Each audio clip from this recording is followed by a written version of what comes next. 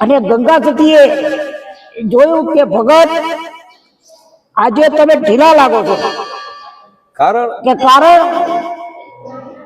કે તમે શું કર્યું? તો કે આજે હું તમને કહી દઉં કે આજે મેં એક ગાયને જીવતી કરી, મારા અહંકાર આવી ગયો.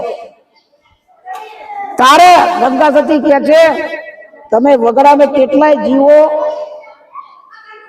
જીવિત કરે છે, પણ આ મહાપુરુષોને આ સિદ્ધિનો ઉપયોગ કરવો જોઈએ નહીં, કારણ કે આપણું ભજન જે કરવા આવ્યા છીએ એ ભજન ના થાય, ઈશ્વર પ્રાપ્તિ ના થાય અને લોકો તમને જીવવા નહીં દે. કાલે સવારથી લોકો કે મારો દીકરો માર્યો છે, મારી ગાય માદી છે, મારી બકરી માદી છે, મારો પુરુષ મરી ગયો છે એકનો એક, એ જીવતો કરો એમ કરી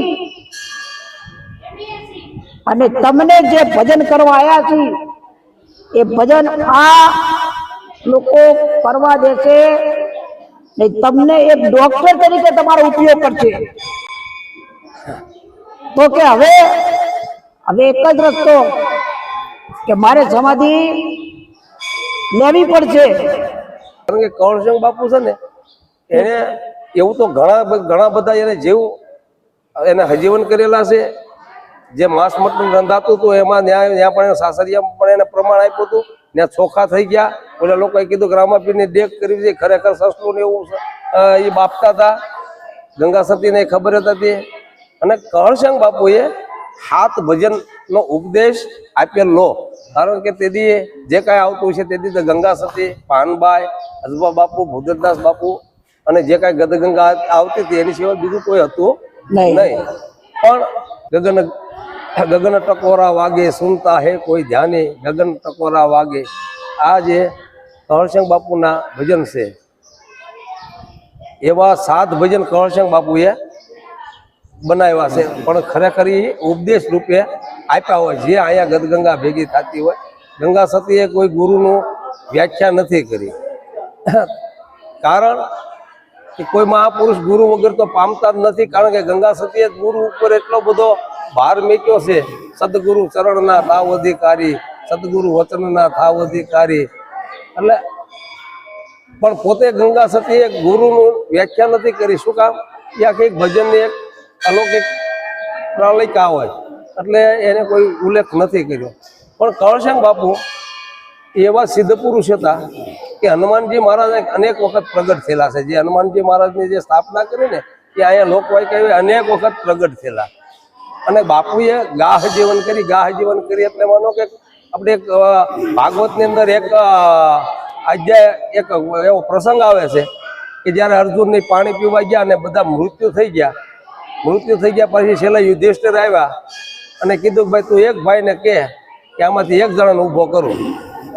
તો પછી એના જે સવાલ જે જવાબ હતા એ બધા એને પ્રશ્નનો જવાબ આપી દીધા.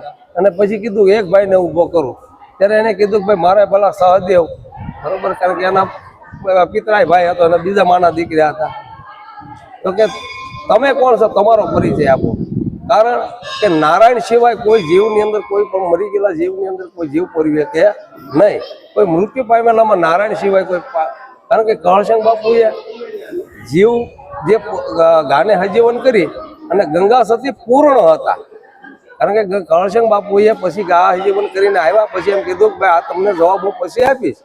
અત્યારે હું એકાંતની અંદર બીઓ જાઉં છું. 3.5 દિવસ પછી કર્ણસિંહ બાપુ બહાર આવ્યા. બહાર આવીને કીધું કે હવે મારે આ શરીર છોડી દેવાનું છે. તો ગંગા સતીએ કીધું કે હું પણ સાથે આવું. તો કે નહીં, હવે પાનબાઈને અધૂરા મેં કાંઈ નહીં, પાનબાઈને પૂર્ણ કરવાના છે. તો હવે સમજો કે ગંગા સતી પૂર્ણ થઈ ગયા હતા.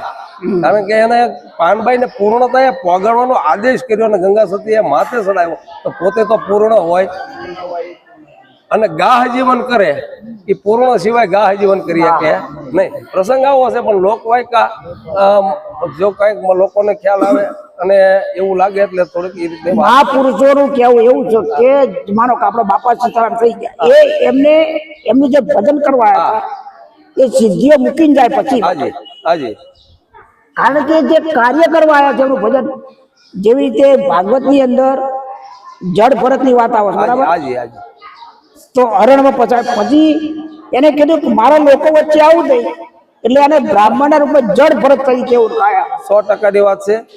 પણ અમુક શું છે કે પોતાના જે માનો કે જે દૂત હોય, કરણશંકર બાપુએ સંસારની અંદર એને ભજન કર્યું છે. ક્ષત્રિય હતા, અવગણના ઘણી થતી હતી, એટલે કદાચ સંજોગો એવા ઊભા થયા કે કરણશંકર બાપુએ જે ભજન કર્યું છે એની વાંહે બહુ મોટો જબરો પરિવાર છે, 2 ગામ છે.